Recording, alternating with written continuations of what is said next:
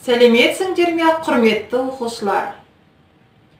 Бүгінгі сабақтың тақырыбы спорт, белгілі спорт жұлдыздары бөлімі бойынша күш атасы Қажымұқан тақырыбы. Бүгінгі сабақтың мақсаты сіздің білетініңіз етістің түрлері мен жасалу жолдары. Бүгінгі сабақта сіздің меңгеретініңіз әлеуметтік мәдени, ресми іскери тақырыптарға байланысты диалог монологтердегі көтерілген мәселені талдаймыз. Етістіктің етіс түрлері мен салт сабақты етістіктердің тіркесімдік мүмкіндігін ауызша және жазбаша тілдесім барысында қолданамыз. Балалар, бүгінгі сабақты бастамас бұрын экранға назар аударайықшы. Балалар, осы суретке қарап отырып, қандай тақырыпта әңгіме қозғауға болады? Қандай байланыс бар деп ойлайсыңдар? Үш суретке не ортақ?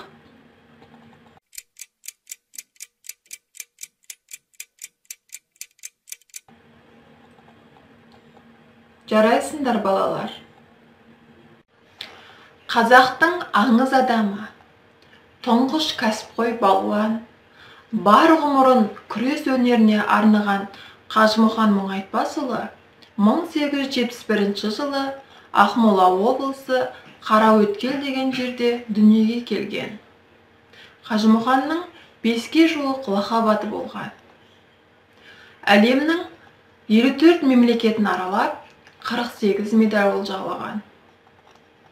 Балалар, берілген сұрақтарға толық жауап алу үшін 19-шы аудио мәтінді тыңдайық.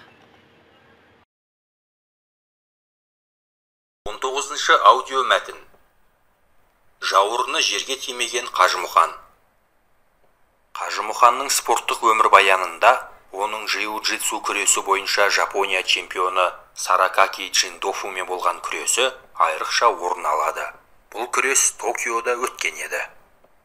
Француз күресінен әлем біріншілігінің ресми жабылуынан кейін боз кілем үстіне жапон палуаны шығып, өзінің джиу-джитсу күресі бойынша кез келген палуанның жауырынын жерге тигізетінін жария етеді. Бірақ бірде-бір палуан бұл ұсынысты қабыл алмайды.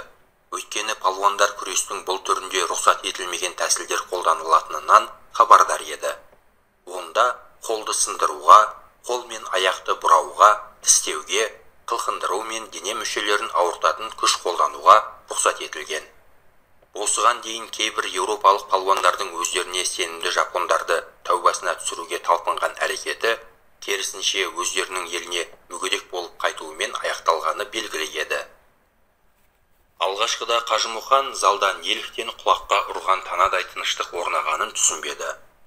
Оған жапон палуанының сөзін жеткізгенде, ол үстіндегі шапанын шешіп жерге тастап, еш ойланбастан боз кілемге жүгіріп шықты. Жапондық қарғып келіп, Қажымұқанның құлағының бір бөлігін жұлып әкетіп кері шегінді.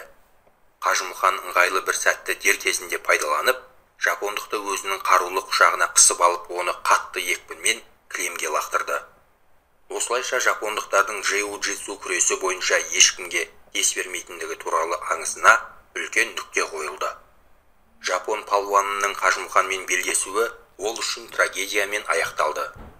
Ол 6 айға жуық ауруханада жатып көз жұмады. Мұның бәрі Қажымұқанның ең әйгілі палуандардың бірі болып, әлемнің атақты спортшыларымен бір қатарда тұрғандығын көрсетсе керек. Кәсіпқой күрес сахнасында тер төккен орыс палуандарының бірі кейінірек, сол кездері бүкіл әлемде қазақ батыры Қажымұқанның атағы жер жарып тұрды деп жазды.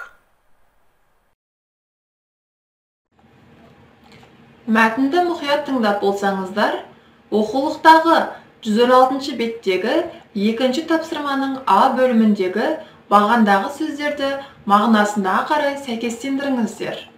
Дескриптор сөздерді мағынасына қарай сәйкестендіреді, тұрақты тіркестердің мағынасын ажыратады.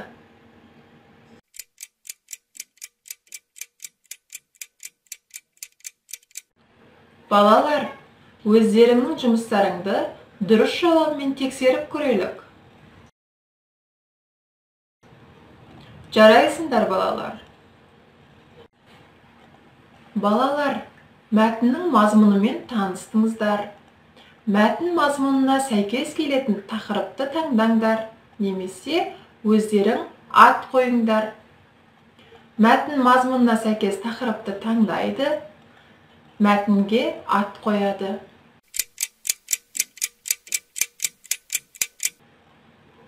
Жарайсыңдар балалар. Балалар, біз өткен тақырыптарда етістің түрлері, өздік етіс, өзгелік етіс туралы өткен болатынбыз. Бүгінгі тақырыпта ортақ етіс және ырықсыз етіс туралы өтетін боламыз. Ортақ етіс дегеніміз не? Жасалу жолы қандай? Ортақ етіс дегеніміз бірнеше адам бірлесе жасаған қимылды білдіретін етістің түрі ортақ етіс деп аталады. Ортақ етіс ыс, іс, с жұрнағының жалғану арқылы жасалады. Мысалы, жазыс, жинас, көтеріс, салыс және тағы басқа. Айжан маған үй жинасты. Ағам жүкті мәшинеге салысты. Ырықсыз етіс екі түрлі жолмен жасалады. Бірінші, ыл, іл, лы жұрнағының жалғану арқылы. Екінші, ын, ін, ны жұрнағының жалғану арқылы жасалады. Мысалы, ыдыс жуылды, хат жазысты, үй салынды, сынып тазаланды. Балалар, өздік етіс пен ырықсыз етістің қосымшалары тұлғалық жағынан бірдей болып келгенмен өзіндік айырмашылығы бар. Өздік етіс іс-әрекетті жасаушы, яғни іс иесі өзі болады. Мысалы, Арман тез киінді де сыртқа шығып кетті деген сөйлемде іс-әрекетті жасаушы Арман болса, ырықсыз етісте іс-әрекетті жасаушы көрсетілмейді, тек оның істелген іс-әрекеті ғана көрсетіледі. Мысалы, ортаға үлкен торт әкелінді.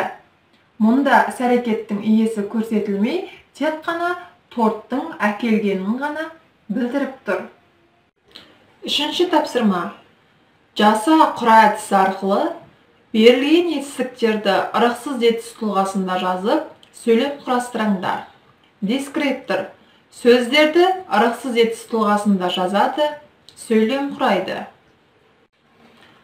Балалар, келесі тапсырма, төртінші тапсырма, етістер сөйлейді әдісі арқылы етістіктерді құрамына қарай талдап, етіс түрлерін ажыратып айтыңдар. Дескриптор етістіктерді құрамына қарай талдайды, етіс түрлерін ажыратып айтады. Сонымен балалар, бүгінгі сабақта біз түрлі тақырыптарға байланысты диалог монологтердегі көтерілген мәселені талдадық. Етістіктің етіс түрлері мен салт сабақты етістіктердің тіркесімдік мүмкіндігін ауызша және жазбаша тілдесім барысында қолдандық.